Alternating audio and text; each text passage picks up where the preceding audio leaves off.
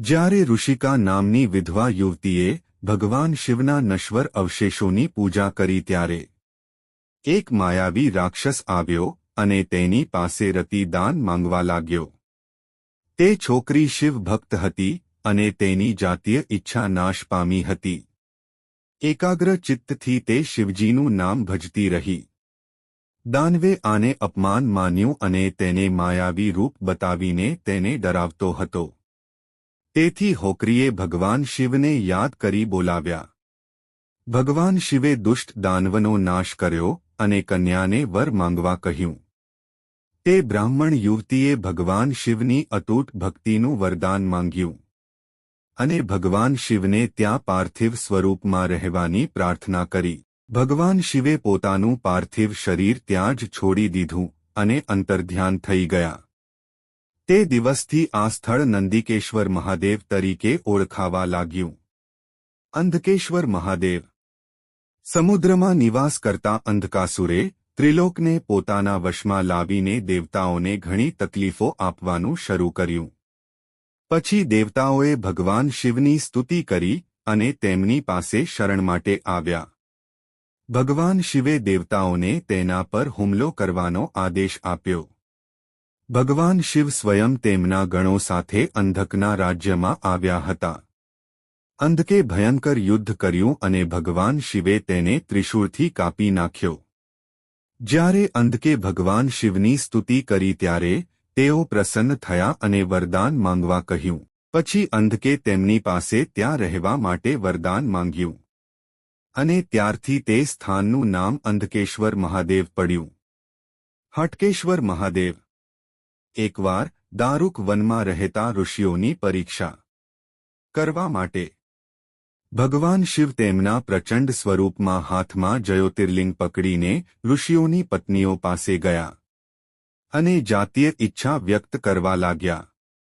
જ્યારે ઋષિઓ પાછા આવ્યા તેઓએ અવધૂત વિશે ખૂબ જ ખરાબ વાત કરી. મહાદેવ શાંત રહ્યા પરંતુ ઋષિ તેમની વાસ્તવિકતા સમજી શક્યા નહીં અને લિંગને પૃથ્વી પર પડવાનો શ્રાપ આપ્યો.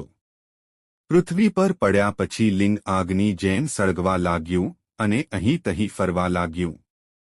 સમગ્ર લોકો ત્રસ્ત બની ગયા. ઋષિઓ ભગવાન બ્રહ્માજી પાસે ગયા અને તેમને ઉપાય પૂછ્યો.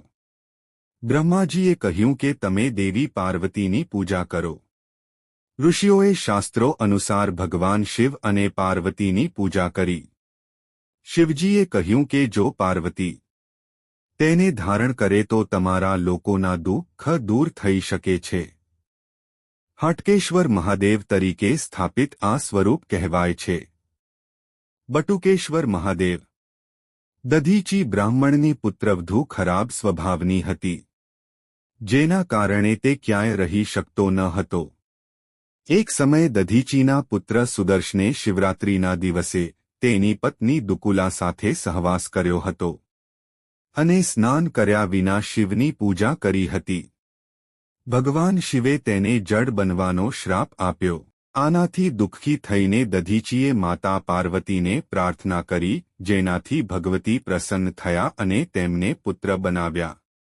માતા પાર્વતીના કહેવાથી ભગવાન શિવે પોતાના 4 પુત્રોનો બટુકના રૂપમાં ચારે દિશામાં અભિષેક કર્યો અને કહ્યું કે બટુકની પૂજા કર્યા વિના શિવની ભક્તિ પૂર્ણ નહીં થાય. મલ્લિકાર્જુન મહાદેવ. જ્યારે કાર્તિકેય પોતાના લગ્ન માટે પૃથ્વીની પ્રદક્ષિણા કરીને કૈલાસ પરત ફર્યા ત્યારે તેમને નારદજી દ્વારા ગણેશજીના લગ્નની જાણ થઈ. આનાથી ગુસ્સે થઈને અને માતા પિતાની વાત ન સાંભળીને તેઓ ક્રૌંચ પર્વત પર ગયા.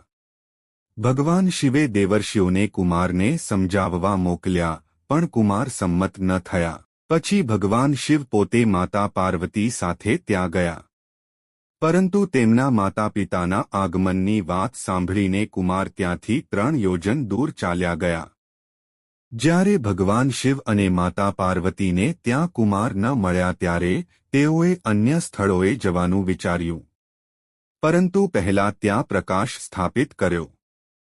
તે દિવસથી તેઓ મલ્લિકાર્જુન વિસ્તારના નામે મલ્લિકાર્જુન મહાદેવ કહેવાયા. સોમેશ્વર મહાદેવ.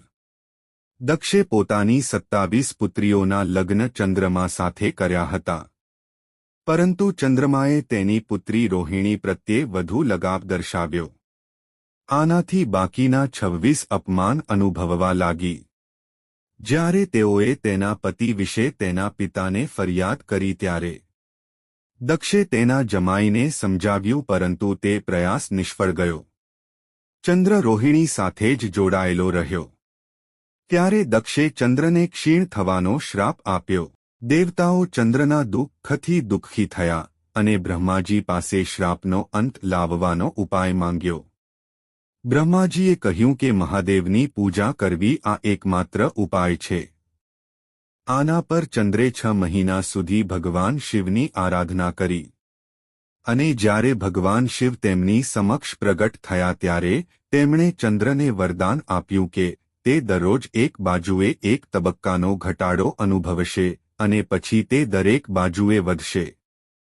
તે દિવસે તે ક્ષેત્રમાં તેમની કીર્તિ વધારવા માટે ચંદ્રએ સોમેશ્વર નામથી સોમેશ્વર શિવની સ્થાપના કરી અને ભગવાન શિવ પણ ત્યાં સોમેશ્વર નામથી સ્થાપિત થયા. ઓમકારેશ્વર મહાદેવ. એક વખત નારદજીએ ગોકર્ણ તીર્થમાં ભગવાન શિવની પૂજા કરી અને પછી વિંધ્યાચલ પર્વત પર આવીને તેમણે ભક્તિભાવથી ભગવાન શિવની પૂજા શરૂ કરી. આનાથી અભિમાથી ભરાઈને વિંધ્યાચલ નારદજી પાસે આવ્યા અને પોતાને શ્રેષ્ઠ કહેવા લાગ્યા. નારદજીએ કહ્યું કે સુમેરુ સામે તારી કોઈ કિંમત નથી. સુમેરુની ગણતરી દેવતાઓમાં થાય છે. આ સાંભળીને વિંધ્યાએ ભગવાન શિવનું શરણ લીધું અને ઓમકાર નામના શિવના નશ્વર અવશેષો બનાવીને તેની પૂજા કરી. ભગવાન શિવ પ્રસન્ન થયા અને વરદાન માંગવા કહ્યું. જ્યારે વિંધ્યાએ પોતાની બુદ્ધિથી પોતાની ઈચ્છાઓ પૂરી કરવાનું વરદાન માંગ્યું ત્યારે ભગવાન શિવે વિચાર્યું કે આ અન્ય લોકો માટે પણ દુઃખદાયક હોઈ શકે છે. પછી તેમણે વિચાર્યું કે આ વરદાન બીજા માટે પણ સુખદ હોવું જોઈએ. એમ વિચારીને પોતે ઓમકારેશ્વર સ્વરૂપે ત્યાં સ્થાયી થયા. કેદારેશ્વર મહાદેવ. જ્યારે નર નારાયણ બદ્રિકા ગામમાં નશ્વર અવશેષોની પૂજા કરવા લાગ્યા ત્યારે ભગવાન શિવ ત્યાં પ્રગટ થયા. ભગવાન શિવ પ્રસન્ન થયા અને તેમની પાસે વરદાન માંગવા કહ્યું. તો નર નારાયણે લોક કલ્યાણની ભાવનાથી તેમના સ્વરૂપમાં પૂજા કરવાને કારણે તેમને કાયમ માટે તે સ્થાન પર રહેવાની વિનંતી કરી. આ બંનેની આ પ્રાર્થના પર મહેશ્વર હિમાશ્રિત કેદાર નામના સ્થળે પ્રકાશ સ્વરૂપે પ્રગટ થયા અને તે સ્થળનું નામ કેદારેશ્વર રાખવામાં આવ્યું. મહાકાલેશ્વર મહાદેવ. મહાકાલેશ્વરનો મહિમા ઘણો ઊંચો છે. અવંતીમાં રહેતા બ્રાહ્મણના 4 પુત્રો શિવના ઉપાસક હતા. દાનવ રાજા દુષ્ણને બ્રહ્માજી પાસેથી વરદાન મેળવ્યું. આમ કર્યા પછી તે અવંતી પાસે ગયો અને ત્યાંના બ્રાહ્મણોને ઘણી તકલીફો પહોંચાડી. પરંતુ ભગવાન શિવની પૂજામાં મગ્ન આ બ્રાહ્મણને જરા પણ દુઃખ ન થયું. પછી દાનવ રાજાએ તેના 4 અનુયાયીઓને મોકલીને શહેરને ઘેરી લીધું અને ધાર્મિક વિધિઓ ન કરવા આદેશ આપ્યો. દાનવના અત્યાચારથી પીડાતા લોકો બ્રાહ્મણો પાસે આવ્યા. બ્રાહ્મણોએ લોકોને ધીરજ આપી અને પોતે ભગવાન શિવની પૂજામાં તલ્લીન થઈ ગયા. તે જ સમયે જ્યારે દાનવ દૂષણ તે બ્રાહ્મણો પર હુમલો કરવા માટે તૈયાર હતો ત્યારે એક ભયંકર અવાજ સંભળાયો અને તે જ સમયે પૃથ્વીમાં તિરાડ પડી. ભગવાન શિવ વિરાટ મહાકાલના રૂપમાં પ્રગટ થયા અને દુષ્ટ રાક્ષસને બ્રાહ્મણીની નજીક ન આવવાનો આદેશ આપ્યો. પરંતુ તેણે તે આદેશનું પાલન ન કર્યું. પરિણામે ભગવાન શિવે તેને ત્યાં જ બાળીને રાખ કરી દીધો. ભગવાન શિવના આ સ્વરૂપને જોઈને બ્રહ્માજી, વિષ્ણુજી અને ઇન્દ્ર જેવા દેવતાઓએ તેમની સ્તુતિ કરી. આગામી કથા સાંભળવા માટે ભાગ 37 જોવો. જો તમને આ વિડિયો પસંદ આવ્યો હોય તો વિડિયોને લાઇક કરો અને ચેનલને સબસ્ક્રાઇબ કરો.